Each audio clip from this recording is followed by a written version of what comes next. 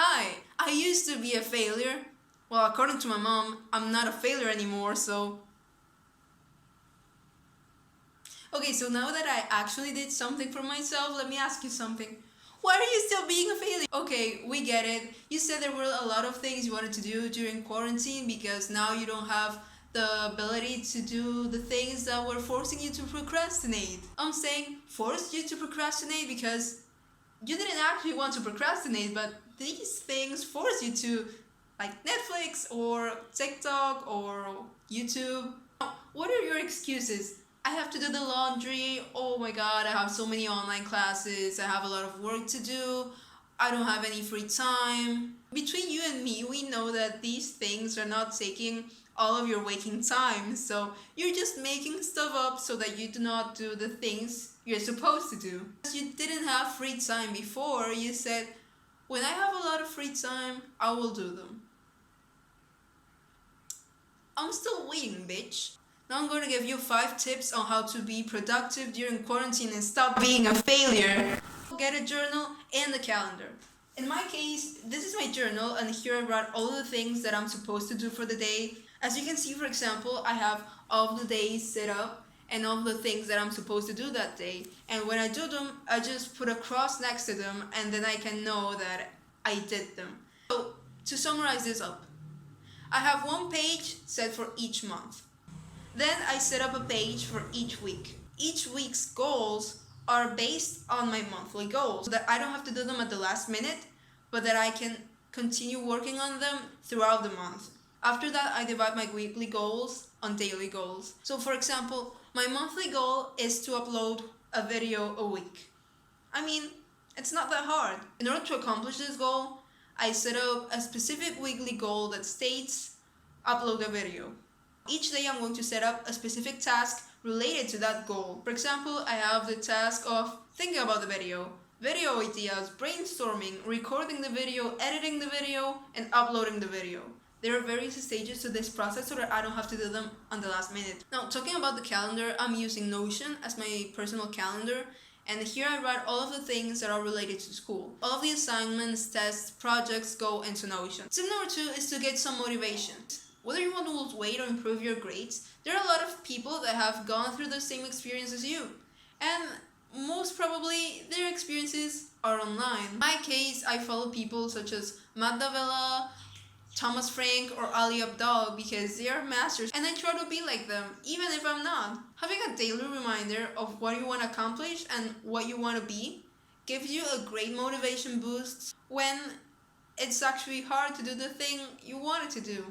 It's not easy to start working out, especially on the first few days or the first few weeks. But having a daily reminder in the back of your head is what really pushes you to become the best version of yourself. However, tip 3, be realistic. Like, you're not Elon Musk. You will not be able to work 95 hours a week. So setting unrealistic expectations for yourself will really be a very counterproductive way to reach your goals. Really. It doesn't necessarily mean that from one day to another you will automatically become that person. You just have to include daily habits that will lead you to the same path that led that person to success. Now, unrealistic expectations are just that, unrealistic. If you just try to be as perfect as possible, even if perfection does not exist, you will just drag yourself down and it will take a toll on your self-esteem. So if you want to be a disgraceful rat, don't set unrealistic expectations for that. But do not constantly think about how much of a failure you are. Also, we're in quarantine and you have a lot of spare time to overthink, so because then you will become a failure by overthinking about the things that you wanted to do but you didn't do because you're a failure and the cycle will repeat itself.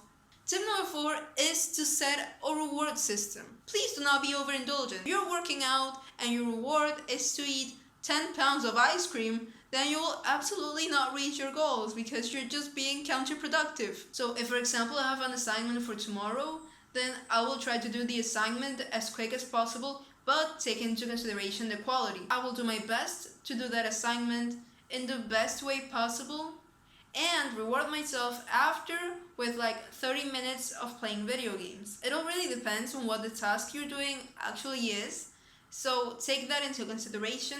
But do not reward yourself with stuff that could actually block your progress. So if you're working out and you want to eat some ice cream, then do not buy the generic ice cream that has a lot of calories. Instead, try to do something yourself. Try to prepare ice cream yourself.